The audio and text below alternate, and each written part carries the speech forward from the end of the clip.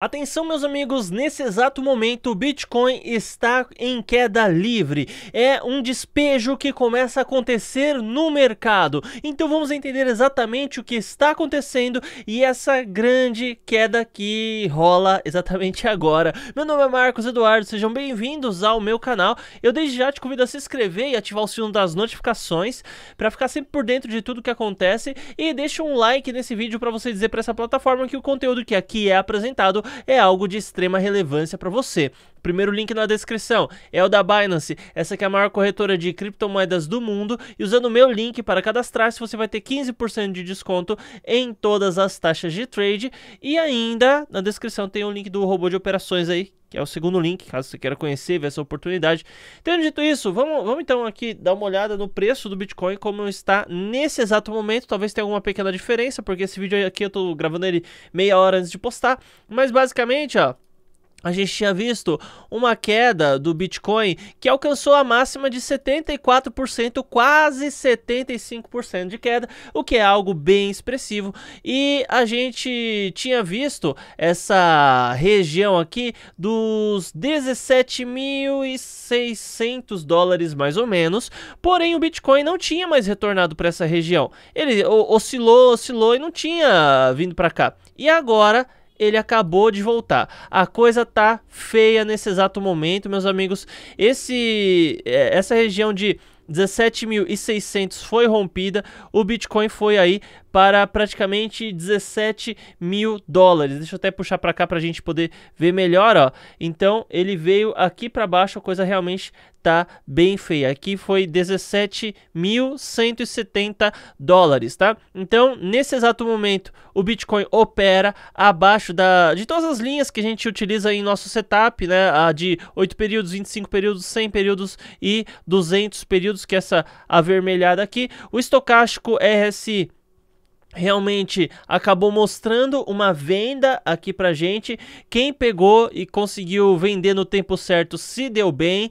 E o que acontece é que agora ele tá até começando a recuperar. A gente tá vendo uma força compradora. Só para você ter uma ideia, aqui é o gráfico diário que a gente tá vendo no Bitcoin, no BTC USDT. Então só esse candle aqui bateu aí 16% de baixa, então fazia tempo que o Bitcoin não tinha uma queda tão expressiva. Ó. A gente até tinha visto alguns outros candles, ó, 13%, a gente viu aqui nesse momento 10%, a gente chegou a ver, ó, até esse candle que foi lá embaixo, ó, foi 15%, né? Foi 15%. A última vez que a gente viu algo assim foi aqui 18%, que foi lá em 13 de junho, desculpa.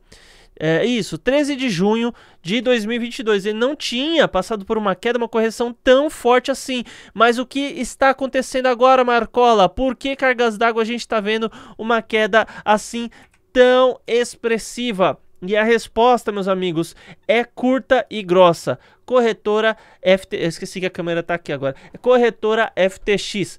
Então, vamos lá, o que fez o Bitcoin cair? Quais foram os fatores que levaram à queda desse mercado? A gente tem pelo menos 4 que é bem fácil da gente especificar, da gente mostrar. Então, o primeiro deles é um fator técnico, tá? Então, basicamente, quando a gente tem um ativo, qualquer ativo que seja, você tem um ativo que se movimenta de forma saudável e aquele que não se movimenta de forma saudável. Uma alta saudável é o quê?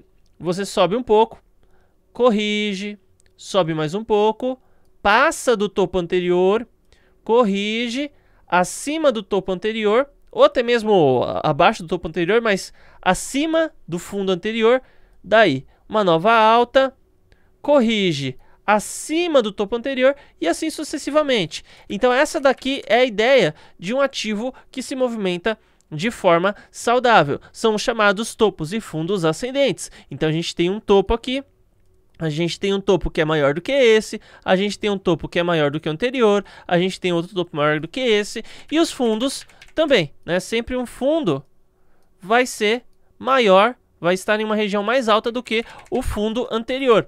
Agora, qual é o problema da gente ver um ativo que está fazendo isso, e de repente ele faz isso? O problema é que a gente não forma regiões de suportes e resistências. Suporte e resistência é o quê? Você faz esse movimento, daí o que acontece? Aqui no meio você consegue traçar... Deixa eu pegar aqui... raio. Você consegue traçar, ó, uma região. Aqui, uma outra região. Então, o que acontece? Você vê que o preço, ele começa a deixar algumas marcas de movimentos e brigas do mercado. Então, se o ativo cair, ele tá aqui em cima. Ele cai, ó, ele vai ter essa região aqui para romper, ele vai brigar um pouquinho para depois romper, aqui também. Então, ele vai descendo com topos e fundos descendentes. Ele cai de forma saudável. Agora, se você tem um ativo que está fazendo isso, ó, de repente faz topos e fundos, daí de repente faz essa parada aqui, ó. Lascou, porque a queda vai ser proporcional. A gente vai buscar, ó, suporte lá embaixo. Ele não tem muita referência para cair. Ele não vai cair aos poucos, ele vai cair de forma expressiva. E que foi justamente o que aconteceu aqui nessa região.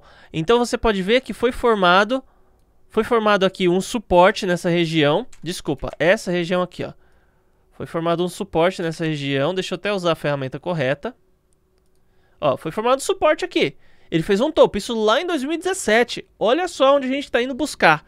Foi lá em 2017. Quando chegou aqui, só para vocês verem como é relevante, o Bitcoin ele tentou romper nesse momento aqui. Isso foi em 28 de novembro de 2020. Ele tentou romper, não conseguiu. Daí ele tentou de novo, não conseguiu. Na terceira ele foi. Só que nessa que ele foi, ele subiu de maneira muito abrupta. Na verdade, todo esse caminho aqui, ele foi de uma forma até então meio abrupta. Então o que aconteceu? Na hora de cair, ele também meteu uma queda de 74%, ferrando com todo mundo. Então, a gente tem o fator técnico que indica essa queda. A gente tem o colapso da Terra-Luna também, que é uma que eles tinham a UST, né, que é uma stablecoin algorítmica que tinha o seu, entre aspas, lastro baseado em outras criptomoedas. Então eles compraram um monte de Bitcoin, compraram um monte de Avalanche, um monte de AVAX, né? Com isso, eles começaram a cair, o castelo de cartas começou a desmoronar, a quantidade de lucro que eles ofereciam aos investidores era muito alta em stake, por consequência, a coisa desmoronou, caiu a confiança do mercado, inclusive a confiança até das stablecoins algorítmicas. Depois a gente teve a questão do Coringa 18, meus amigos, a gente passou pelo Coringa 18, então o mundo inteiro passou por uma crise gigantesca. Claro que o problema em si não foi diretamente o Coringa, mas foi a forma com as quais os governantes tomaram as decisões. As decisões que eles tomaram impactaram diretamente no mundo todo. Daí a gente vê, por conta de toda essa ação que rolou aí durante o período do Coringa, a gente vê as liberdades sendo retiradas, o fique em casa e depois a gente vê. A gente chegou no depois a gente vê, só que as pessoas não sabem como ver, não tem como resolver. A gente tem um problema, um rombo financeiro e tem que apertar o cinto para compensar isso. Então o governo norte-americano vai lá, aumenta a taxa de juros para quem quiser investir nas terras do Tio Sam. Por consequência, a galera começa a tirar o dinheiro de ativos de alta volatilidade, como por exemplo o Bitcoin, que estava subindo que nem louco, para colocar no dólar. Dólar tecnicamente é mais seguro do que Bitcoin. E daí, em troca, né, eles começam a fabricar um monte de dólar. Na verdade, a impressão de novos dólares é o que veio a resultar esse aumento da taxa de juros. É uma coisa que na verdade puxou a outra. Mas ainda assim, a gente teve isso. Então a galera tá investindo nas terras do Tio Sam. Uma hora isso chega num pico, daí vai ter que começar a cair, não tem como. Mas daí a gente viu a Europa também entrando nessa briga. Isso que o Japão ainda nem entrou. A hora que o mercado japonês também entrar, a coisa pode piorar ainda mais. Além dessas coisas, a gente teve o colapso da Celsius, que é uma empresa que estava meio que emprestando dinheiro para todo mundo no mercado e pegando dinheiro de muitas outras pessoas. Ela quebrou e afundou muita gente. Teve até país que teve prejuízo em relação a isso. E por fim, nós temos a questão da FTX e Binance, meus amigos. E olha, eu inclusive já fui criticado em um grupo aqui, porque eu falei que houve a compra da FTX pela Binance. Não, mas é uma proposta não vinculada, que o CZ assinou o documento e tudo mais. E assim, eu não sei até que ponto eu posso contar, mas tem algumas informações que rolam aí nos bastidores. diretamente dentro de uma determinada corretora, que passaram certas informações. Daí, com isso, eu cheguei à conclusão que realmente a compra aconteceu e já tá rolando dinheiro aí no meio, apesar de não ter sido certas coisas comunicadas ao público.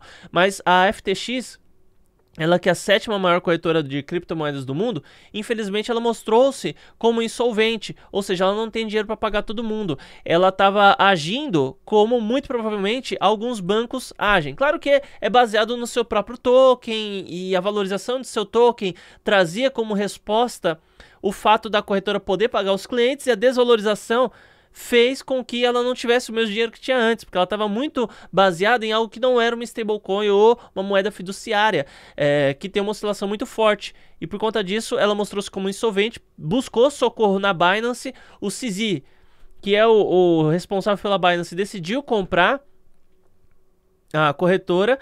E o que acontece, né? É que tá aí nesse processo de compra e tudo mais, só que isso daí assustou demais o mercado, pessoal. Foi algo realmente impressionante.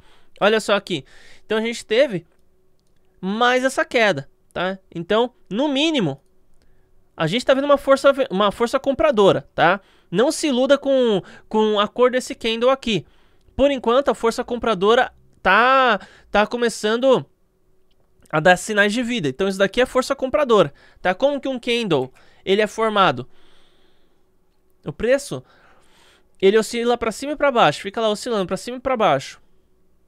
E daí, eles pegam um determinado período, então isso daqui é a oscilação do preço dentro de 1 hora. Ah, beleza. Então como que funciona? Eles vão lá e juntam 4 informações. Onde foi que o preço abriu? Ah, o preço abriu aqui. Onde foi que o preço fechou? O preço fechou aqui. Até onde ele oscilou em relação ao seu valor máximo? Ele subiu até aqui. E até onde ele caiu? Foi aqui. Então eles pegam toda a oscilação e o preço começou aqui, por exemplo. Então foi isso que ele fez, ó. E terminou aqui. Então, abertura, fechamento. Com isso a gente tem a formação de um candle, tá? Então, o candle é vermelho justamente porque o preço começou em cima e terminou embaixo. Só que isso daqui é uma força vendedora, e isso é uma força compradora. Então esse candle aqui está mostrando uma força compradora significativa, com uma recuperação até que interessante, ó. A gente tem o quê? 7% quase de força compradora. Força vendedora, 11%. É bastante coisa, mas a gente ainda pode virar esse jogo, e mesmo que esse candle fique vermelho, ele ainda pode, né, ser uma força mais compradora do que vendedora. Então nesse momento, meus amigos, é muito difícil a gente operar, é muito difícil a gente tomar qualquer tipo de decisão. Eu particularmente hoje não vou realizar operação nenhuma, vou deixar o mercado rolar, amanhã a gente dá uma olhada de novo, tá? Eu não acredito que esse seja um bom momento para isso, a não ser que você queira apenas fazer uma aposta especulativa, aí já é uma outra história. E por fim, vamos ver o FTT, que é o token da FTX, como tá. O FTT, queda de 78%. Ô, louco! Olha isso. Olha isso. Queda livre, queda livre. Olha. Queda de 88%. Chegou a bater, agora tá 78%. E a Binance, né, que tecnicamente passou por uma notícia boa. Vamos ver, ó. Binance tem que tá subindo, tem que tá subindo. Até subiu. Mas, nossa, olha isso. Cara, o mercado tá numa dúvida gigantesca. Olha o tamanho desse candle. Um candle de 25% de oscilação.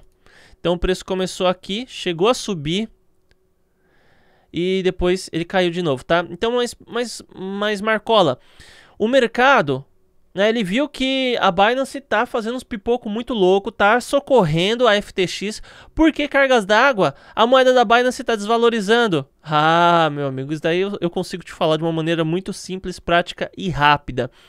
Isso tá acontecendo por conta de apenas questões técnicas. Então o pessoal viu que estava saindo notícia boa da Binance, então a gente tem 2 tipos de operação, basicamente.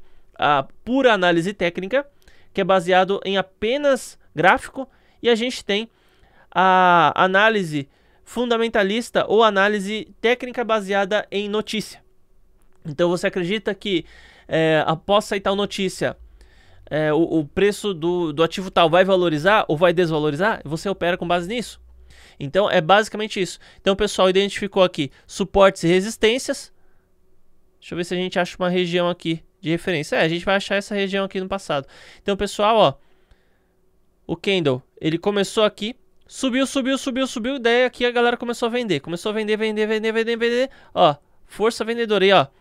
O estocástico RSI já tava gritando aqui nos ouvidos de todo mundo. Hora de vender! Hora de vender! Galera vendeu. E já tava marcando desde essa subida aqui. Desde essa subida. Então o que aconteceu? Força vendedora. Respiro. Força vendedora. Tá? Basicamente isso. Então o que você acha a respeito dessa história? Tem mais pra onde o Bitcoin cair? Tem mais pra onde o FTT cair? Coloca aí nos comentários. Muito obrigado por ter assistido e até mais.